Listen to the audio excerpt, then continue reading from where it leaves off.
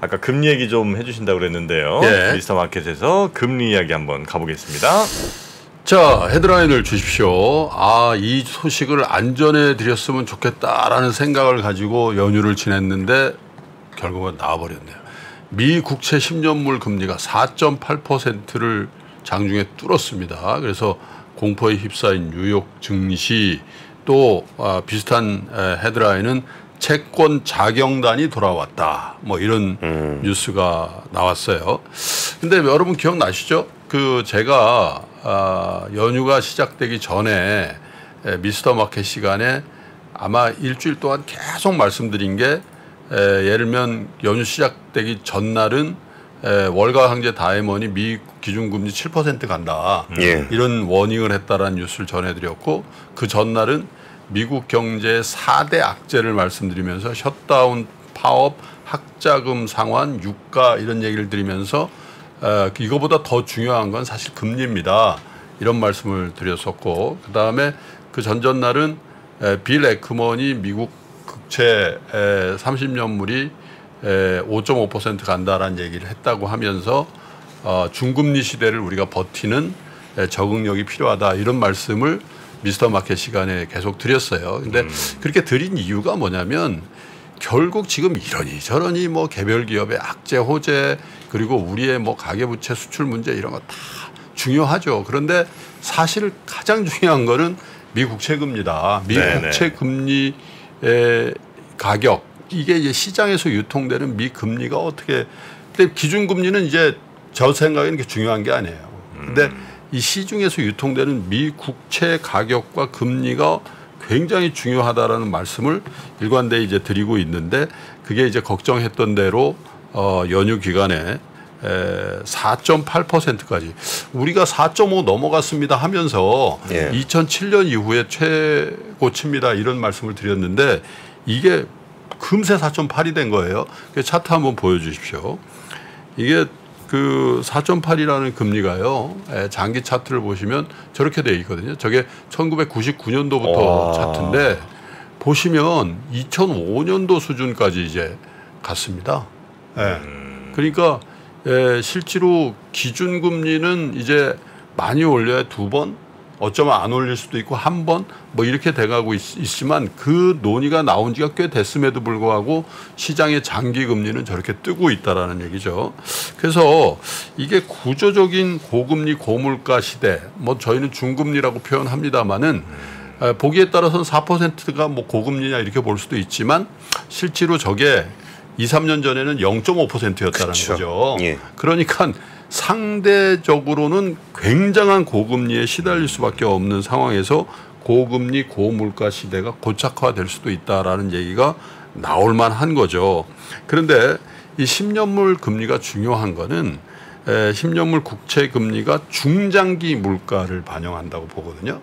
단기 물가는 뭐 2년짜리 물가를 그거 하는데 물론 이제 좋은 면도 있을 수는 있어요.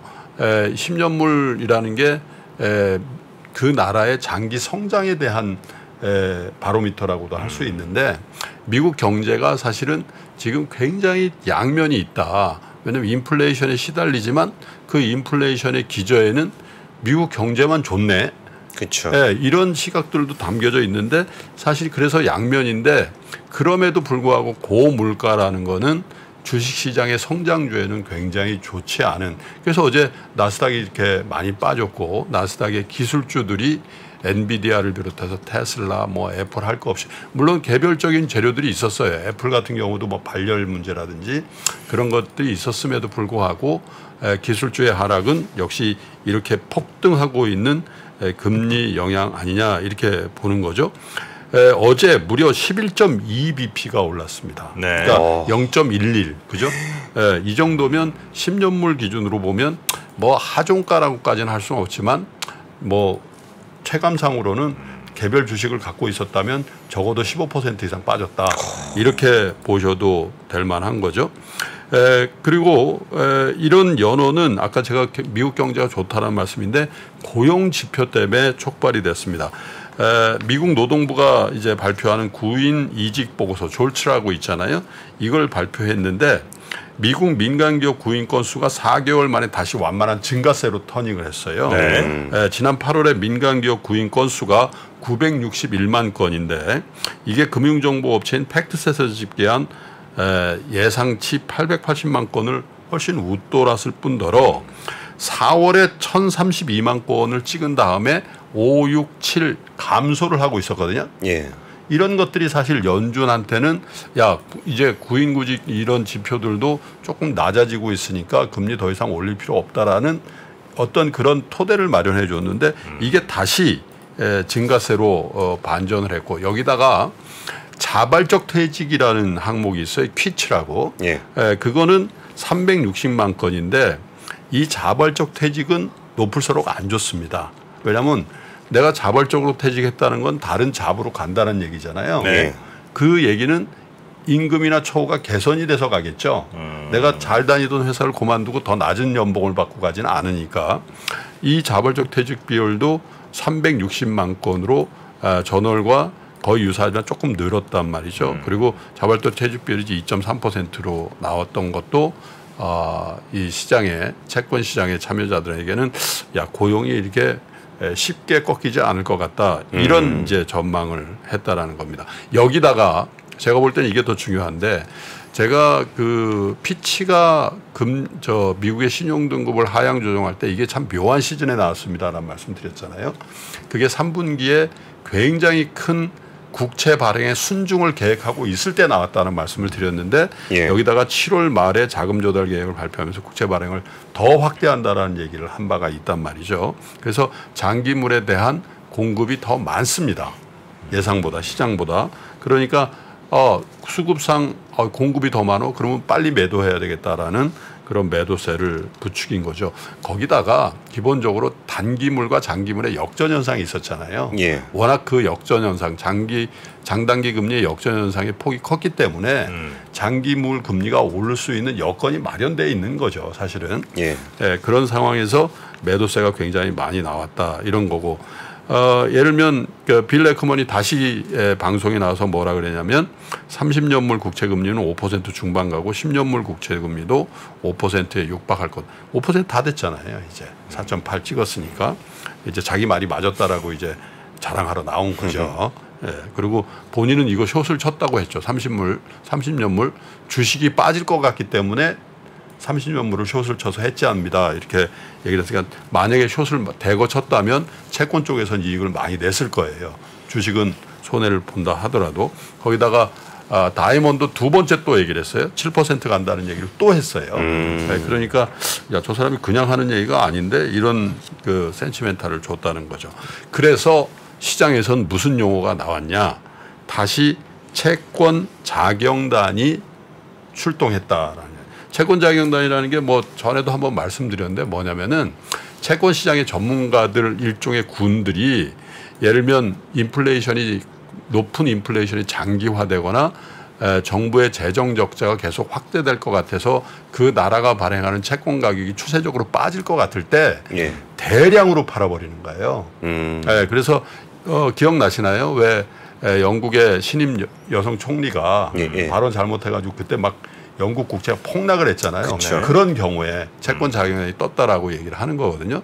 그래서 사실은 이 채권 자경단이라는 용어를 만든 사람이 누구냐면 에드워드 야덴이라는 사람이에요. 이 1984년도에 만든데 이 사람이 지금도 야덴 리서치라는 걸 운영하는데 리포트 메모를 냈는데 뭐라고 썼냐면 채권 자경단은 행진 중이라는 제목의 메모를 썼는데 뭐라 그랬냐면 연방 재정 적자가 확대가 되면서 채권 공급이 수요를 감당할 수 없을 정도로 많아져서 국채 금리가 더 오를 수 있다는 우려에 채권 자경단의 진입 신호가 됐다. 이제 이들 무리가 국채 시장을 완전히 장악한 것 같다. 이렇게 얘기를 했어요. 그러면서 국채 금리의 폭등을 멈추기 위해서는 인플레이션의 완화를 기대할 수밖에 없는 상황이다. 인플레이션이 확실히 떨어지는 모습이 나오기 전까지는 채권 금리는 어쩌면 지금 상태에서 유지되거나 더 올라갈 수 있다라고 채권 자경단이라는 용어를 처음 만들어낸 사람이 얘기를 했단 말이죠. 그 자경단이라는 의미가 저런 거죠. 이렇게 나라를 똑바로 운영을 못 하니까 하라. 그러니까 이제 자경단이라는 게 그게 자치적으로 뭘 이제 경계하는 그죠? 순찰도 돌고 그런 거잖아요. 그러니까 민병 같은 거죠. 그러니까 채권 시장에 가격을 확 겨달 줘가지고 똑바로 안 할래 이렇게 얘기한다라는 거죠. 그래서 이제 채권 자경단이라는 용어를 쓰는 그만큼 채권 시장이 정책이나 이런 데를 굉장히 민감한 큰 자금이 움직인다는 얘기죠. 그래서 이렇게 되다 보니까 달러가 강세예요. 달러 인덱스가 다시 고점을 뚫고 올라가는 상황이 됐고 달러 인덱스가 이렇게 강해지면 우리의 신흥국 위험자산은 당연히 안 좋고 금리의 상승은 미국의 위험자산 그중에서도 기술주에 대해서 센티멘트를 굉장히 안 좋게 만들죠.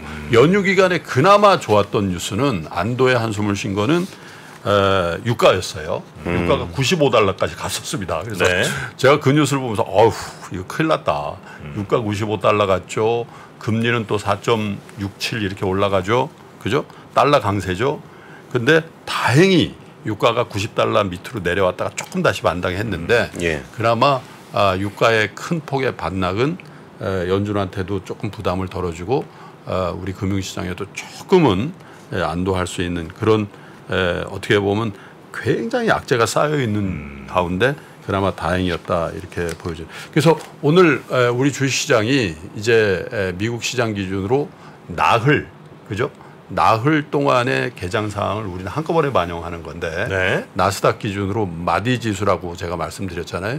이제 14,000 이게 예. 이제 깨질 수 있는 상황까지 갔기 때문에 우리 주식시장은 일단은 전반적으로는 약세로 출발하지 않겠냐 이렇게 보여지네요. 네. 한 5%쯤 가면 좀 사도 괜찮지 않아요? 채권. 네. 그러니까 제가 두 가지가 있다고 했잖아요. 그러니까 채권으로 해서 트레이딩으로 해가지고 내가 지금 사가지고 5%에 사서 4%에 먹어야지 이런 거에 대해서는 누구도 모르죠. 그런데 내가 미국채 안전자산 부도 안 나는 거를 그걸로 달러를 기축통화를 가지고 10년 동안에 매년 5%씩 받을 수 있다? 그러면 살만하죠.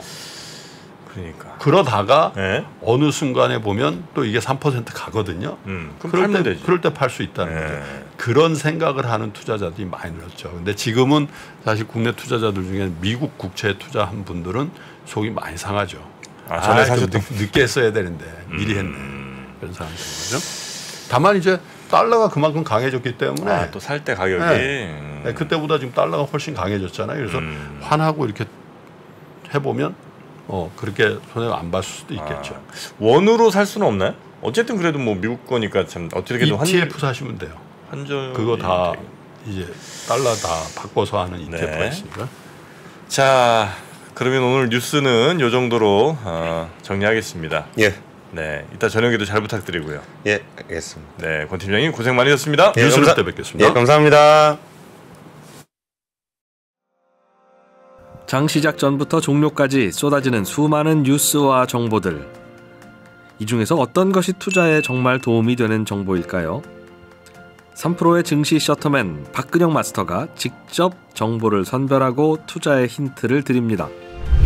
시간도 아끼고 투자 아이디어도 얻는 시간, 박근영 부장의 마켓 힌트와 함께 하세요. 자세한 사항은 3프로 TV 앱과 홈페이지를 확인하세요.